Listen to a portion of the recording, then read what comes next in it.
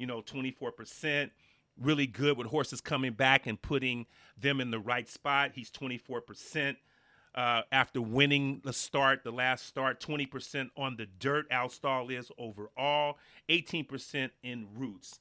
So, and Miguel Mena rides pretty often for Alstall, somewhere around 18, 19% over the last 365 days. But like I said, I am going to pass on Masker Parade. I think he's cheap. I think, just looking how long it took to break the maiden, it kind of worries me. I like Dr. Jack a lot better, but I know Masker Parade will be bet.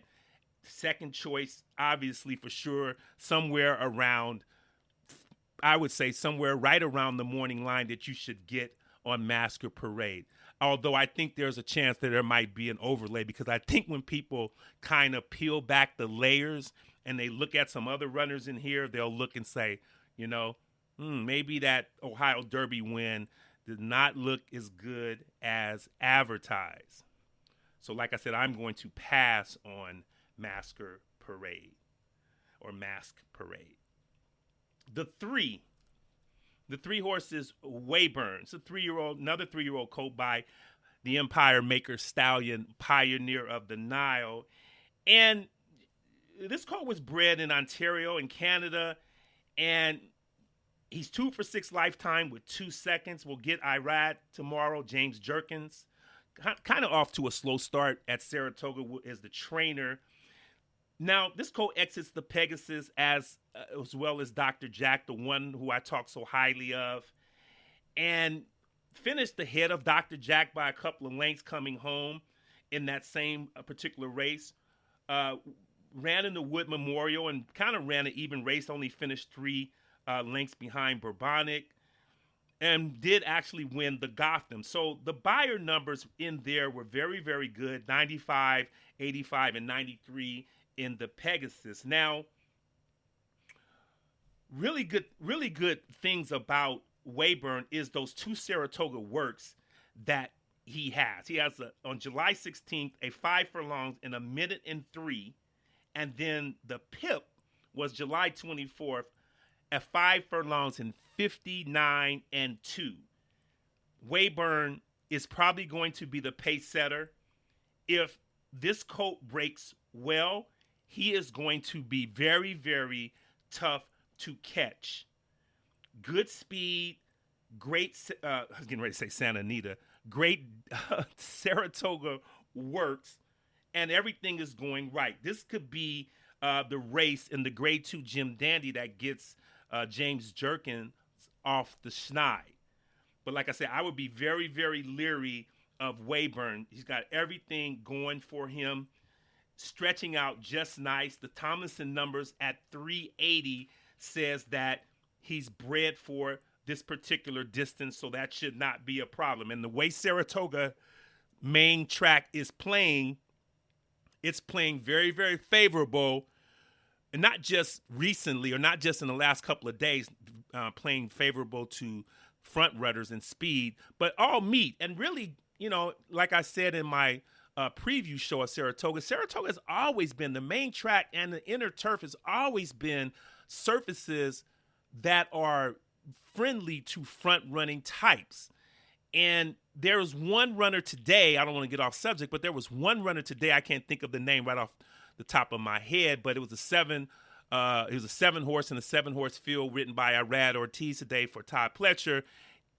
Came from dead last, and as I was watching the race, I seen the hold Irad had on the horse, and he ran by the field like they were tied to a post. So that was really one of the first runners of the meet that I saw that just kind of lagged in the back and just came home so easy. And so, but with Wayburn and his speed, I think he is going to be a major, major factor. 6-1 on the morning line. Even more so than Dr. Jack, coming through the ranks more, has a little bit more experience, has banked $245,000 this season. And getting Irad for the first time is going to be a big, big plus. And like I said, if Wayburn breaks without stumbling, without his nose going to the dirt or getting squeezed or rearing up at the start. If he has a clean, decent break, he is going to be a world of trouble for everyone in this race, and that goes for essential quality as well. The horse I like in tomorrow's Grade 2 Jim Dandy, the horse who I believe is going to win the race is the 4, Keep Me in Mind. Now, there are a lot of things. There are a lot of things to unpack, as the cool kids say. There's a lot of things that I want to talk about this 3-year-old Leoban colt. And let's start with Robertino Diodoro. Now, we all know that David Cohen is his main man, and of course, there's a lot of races. He has a lot of horses. Diodoro does, and Cohen sometimes is riding for other outfits, other trainers, whatnot. But Cohen's rode this colt pretty decent, and Diodoro is going to Joel Rosario tomorrow. And Joel, according to data form records, has only ridden one horse for Robertino in a whole year. So he's not riding a lot. But Diodoro is going to the bullpen, right? He's going to the trade block, right? And he's going to get Joel Rosario because something tells me that he's trying to get Joel acclimated to this colt for the Travers. Now, I like him tomorrow. I like him to win the race. He came out of the same Ohio Derby at odds of 7-2 with the 2 Mask Parade, and he was closing like a freight train. And I like the fact too, and you all know, you listen to me, I love works. I love sharp works on the track that you are getting ready to run the race on. A 4 furlongs, keep me in mind, a 4 furlongs on July 10th at Saratoga on a good track, 46-1, which was the best out of 50 that day. A 47-2 breezing, although not lightning, but is a very, very, very fast work to me, second best out of 139 runners or workhorses that day. And then, this is the big one, on July 24th, a 4 furlongs in 46 flat. Best out of 113 that day. Do you think this 3-year-old colt by Leoban likes Saratoga? He comes from out of it pretty much like Joel is patented history, how he likes to ride. Obviously, is going to need a pace. So, he is going to be last. If Dr. Jack, Masked Parade, and Wayburn can provide that pace, the 4, Keep Me in Mind, is going to be running horses over coming into the stretch. This is my pick to win tomorrow's Jim Dandy. He added blinkers last time. I kind of wish that the blinkers were taken off. Now, he wore blinkers in 4 straight outings some time back. And then Diodoro decided to take them off for a couple of races, and he had some, it was the Kentucky Derby and the Preakness, no less. But then put him back on in the Ohio Derby, and he ran a bang-up race. Now, this colt has danced all the dances, even back to last year in October, starting at Keeneland in the Breeders' Futurity. He finished second at big odds to, guess who? Second to Essential Quality at 52-1. Then tried him in the Breeders' Cup Juvenile and was not disgraced. Ended up getting a fat paycheck, just missed by 2 lengths, and came from out of it at odds of 30-1. And then actually won the Kentucky Jockey Club Grade 2 at odds of 2-1 with David Cohen. So this colt has danced all the dances. Been in the Rebel at Oaklawn against Concert Tour. Tackled Essential Quality again in the Bluegrass. Ran in also the Kentucky Derby and the Preakness. And then dropped in class in the Ohio Derby. So like I said, he's danced all the dances. those 46 works show me that this is not going to be a prep for Keep Me in Mind, because I do believe that coming off those works and coming off that nice third place finish in the Ohio Derby, this may be Keep Me in Mind's best chance to beat Essential Quality and to take down a grade 2 $600,000 purse at Saratoga. So my choice for tomorrow is Keep Me in Mind. Only 1 for 9 lifetime, but it's not so much who's the best horse, it's the best horse on that day. And that is the 4, Keep Me in Mind. So that brings us to Essential Quality, and I really don't have to say a whole lot. We all know about this Tapit colt, who's favored in the Kentucky Derby, 6 for 7 lifetime, winner of the Bluegrass Stakes, winner of the Breeders' Cup Juvenile, the Breeders' Futurity, broke his maiden by 4. Luis Saez is riding back. It's up to Brad Cox what he wants to do, how he wants to play his hand tomorrow. The 3 Saratoga works were very good. A 101 4, a minute 4 breezing, a 50 and 2 at 4 furlongs. The horse is fit. The horse is sharp.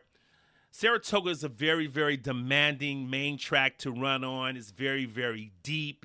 Yes, there are 4 weeks between the Jim Dandy and the Travers, so there's a lot of time to recover, but you still may not want to sap the well dry if you are the connections of Essential Quality. So that is the guessing game as handicappers and as wagerers, gamers, that you have to figure out. I have figured out that this is Keep Me in Mind's day tomorrow. You have to figure out, is this Essential Quality's day tomorrow? I still think he can run well without winning, and that would be the most important method, the most important formula for the Godolphin team, Brad Cox and Luis Saez, for Essential Quality. Don't have to say much about him. You know the horse, and like I said, you have to play the guessing game. Is tomorrow the day for him? I have a very interesting analysis of the 6 risk taking. Now, this is a 3-year-old by 2002 Travers winner Medaglia d'Oro, and I know he was probably wishing that the slop would stay around, or the off track would be to increase his chances, but no dice. However, I am going to say right now, I can see this is the type of runner that can win the Travers. This is a type of horse that can win the Travers because, for one, I look back and I go, when he broke his maiden at Aqueduct, it was a decent race.